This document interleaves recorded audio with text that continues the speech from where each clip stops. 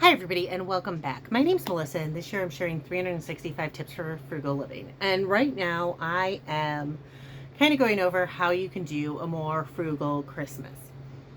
So a couple of days ago we went over creating a budget, and then yesterday I went over decorations. So your decoration budget should be pretty minuscule now if you had it. So now let's go to gifts. Gifts are a big part of the Christmas budget.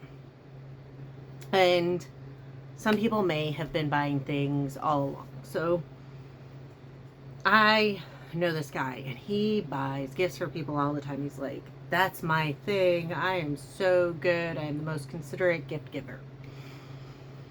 People don't want you to buy their attention, affection, love. And most of the time, they don't want a bunch of random crap. I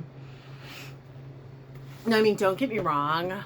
I have a friend who I have known for years, and we do tend to be each other's best gift giver. We tend to be good gift givers in general because we really think about the other person authentically when we do them. Like one year for my cousin's birthday, she had just moved into her own first apartment and she needed sheets, and she had just barely put together a bed, and it was her birthday and she was at work and she was a paramedic, so she was like on 24 off 48 kind of a thing. Would always come home exhausted. So I had keys to her place. I went out and I bought Egyptian cotton sheets for her, washed them, dried them, made the bed. I think more so than the sheets and having sheets so she didn't have to come home, pick up her kid, go buy sheets, blah, blah, blah, blah, was the factor that her bed was already made. She had clean sheets. She could literally come home, shower, and crash and be done. So that she was really grateful for. And then my best friend that I had told you about, where we give each other amazing gifts, the last time I got her a gift was actually I made her spaghetti pie, which was this dish that I always used to make when we were younger. It was her favorite, and she had talked about it. And so I made her a couple of trays of it and gave her a calorie count and nutrition breakdown, and she was so incredibly excited because then she had 4 meals worth of healthy food that she didn't have to think about, that was homemade, that was nutritious and everything. So she was like really excited. And the Egyptian cotton sheets sound expensive, but honestly, like back in the late 90s, early 2000s when I got them, you could get Egyptian cotton sheets for like $30, maybe less. And then the spaghetti pie cost me maybe five-ish, somewhere between $5 and $10, probably not even, because like it wasn't even a full pound of spaghetti. I'd gotten the turkey sausage for like $1.50. Eggs were 99 cents a dozen at the time. And mind you, just so you know, this was like a year ago. This was like last October, November 2024. And like Parmesan cheese. So, oh, and mozzarella. But still, it was pretty cheap. So it wasn't about, like, the gifts I was giving them, they weren't about the amount of money I spent or the fanciness of the gift. It was about the effort that I had put into the gift. With my cousin's sheets, it wasn't about the factor. I mean, don't get me wrong. Who doesn't like Egyptian cotton sheets? They feel great. But it wasn't so much about the Egyptian cotton sheets. It was about the factor that she could come off of a 24-hour shift and have her bed made. It was one less thing she had to do. So it was about taking something off of her plate. And more so than anything, that's what it was about. It was about the factor that she could come home to her bed, have it made, be set.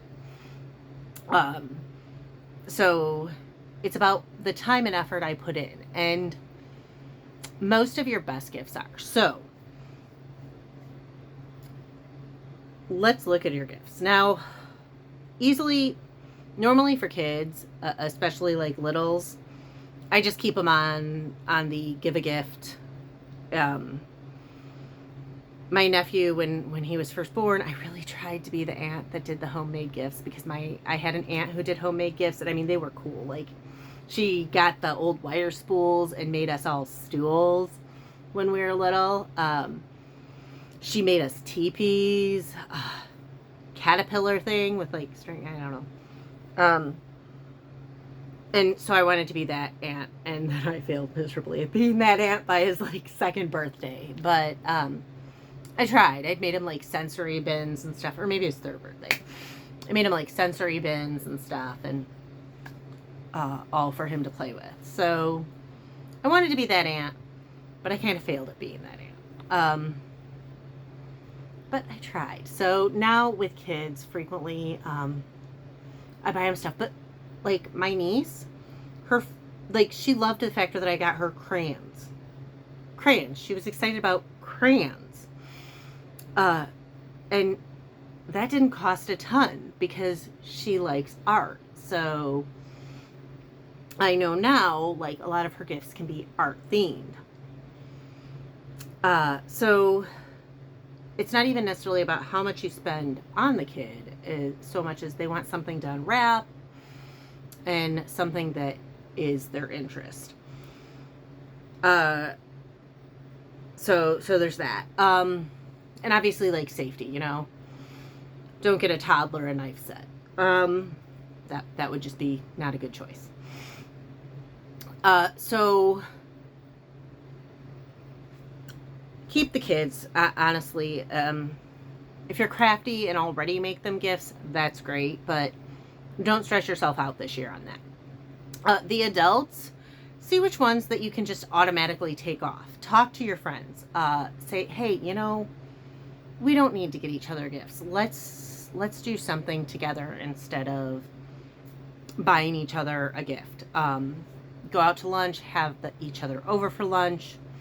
If you have a bunch of friends you do it with, you can do that. So that is a good alternative to gift giving. I told you in a video a few days ago about how my grandma would have both luncheons with her friends and the cookie exchange. Cookie exchanges are an amazing option. Also, I saw on Facebook soup parties. That sounds fun. Everybody brings a soup in a little bowl, and I guess you'd have to be careful which order you ate the soup in, though. Like, you'd want to eat the brothy ones first and then the creamy ones. So there's that. You could have, trying to think, you could do like a white elephant. When I was younger, my dad's family, every Christmas Eve we got together and we had a white elephant. And I personally liked the original method. Now they do it like with this, like, pass it to the left and pass it to the right. And I hate the new method. Like, I did not like it. And then becoming a minimalist was awesome because I could stop participating because I didn't want anybody else's crap. But when I was younger, once you hit 9th grade, once you were in high school, you no longer were on the kids list to get gifts. You could participate in the white elephant, and we would draw a name. We all got together for pizza the day before Thanksgiving. I don't know if that's like a nationwide thing or it's just like a Midwest thing or just a Chicago thing, but it's really common. And we would go out for pizza, and then we would put all of our names in a like hat or whatever, and we'd each pick a name, and that's who you had for the white elephant. And then you had to go home and you had to find something you already owned. Kids were also allowed to like use their parents' stuff because obviously a 9th grader doesn't have a ton of things that they own like that, and then you would wrap that up and you would give it to that person. So the goal was to find something you own that they would appreciate or laugh at. We had like the standard white elephant that went around and around and around. that was originally something that had been my Uncle Michael's, that was just like this funny, ridiculous 80s style embrace statue. And, you know, it was, haha, who has the white elephant this year? And then it would get like passed. And then, you know, we've had some funny ones along the years. We've had some sentimental ones. So yeah, there's lots of things you can do. So one, you can choose to not. Oh, and I forgot, my sister had this thing that she started last year, where all the adults get themselves a gift, and then they open it, and then they explain to everybody there why they chose that gift, so that the group can learn something new about you. It's like a kind of an icebreaker thing, I guess, which could be good, could be bad. But how many times, like, I hate work gift exchanges, I always have, because I've never gotten anything I want. And then I always end up like, I really think about what the majority of people like, and a lot of the time I would get like gift certificates.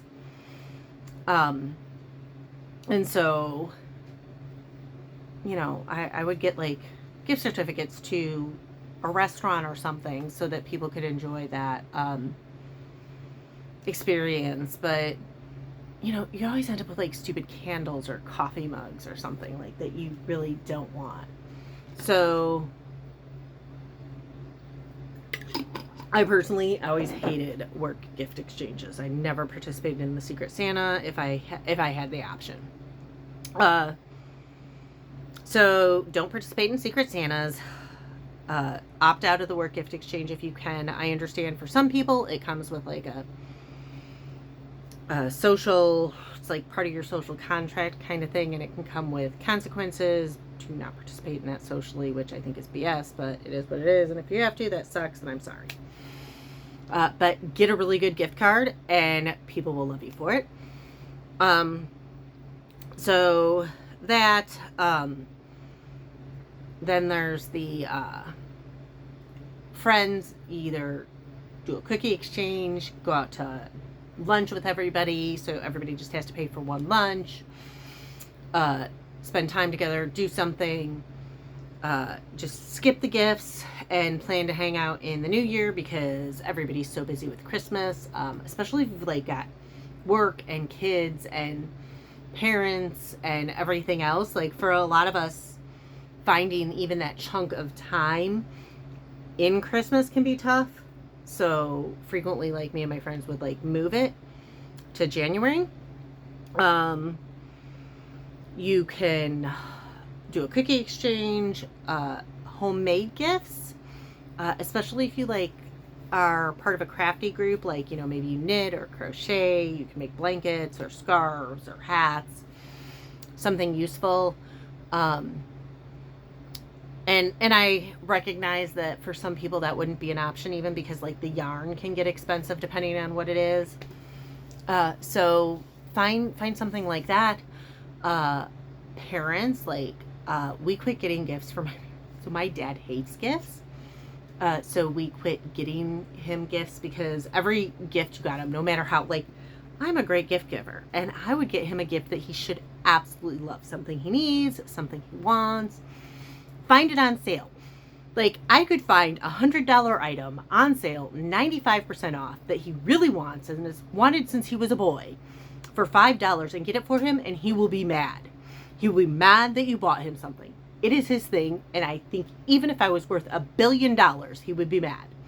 So, quitting getting my parents' stuff was super easy, because it meant that my dad no longer got mad about it. Though yeah, we do have some issues with presents in my family, so maybe it stems from him. But skip getting your parents gifts, and you could do the whole gift yourself, like my sister suggested. Any number of things there. Minimize the number of people on that gift list you have to buy for. And don't think of it as being stingy. Don't think of it as being a Grinch. Think of it as the factor that you are putting one less piece of crap in their house that they have to take care of. Because when I became a minimalist, having to explain to people that I do not want something was very challenging, because people would like buy me stuff that I didn't want or need, like towels. Very towel picky, and not to sound ungrateful, but I already had towels. I already had towels that I liked and was happy with. So now it was just like towels that, ironically enough, that my kid's going to end up taking when they move out. But you don't need to always be getting people gifts. So minimize the gift list, and then that'll knock a lot off the budget. The people that remain, see if you really need to spend that money or spend as much. I mean, do you need to buy your nephew a $100 present? Or could you talk to your family and be like, hey, $100 is a lot. Let's move that budget back to like 20, 30, 40, 50 bucks, whatever. And see if you can move it down. So, think about how you can minimize that Christmas budget, and remember that most people are going to understand. A lot of people are feeling that crunch. Hey, maybe you can be more successful than I was and be the aunt that gives homemade gifts. Anyways, again, my name is Melissa, and this year I'm sharing 365 tips for frugal living. And right now I am doing a series to kind of give you some tips and tricks on how to save on your Christmas budget. So if you want to hear more, please hit like and subscribe, and I'll see y'all tomorrow.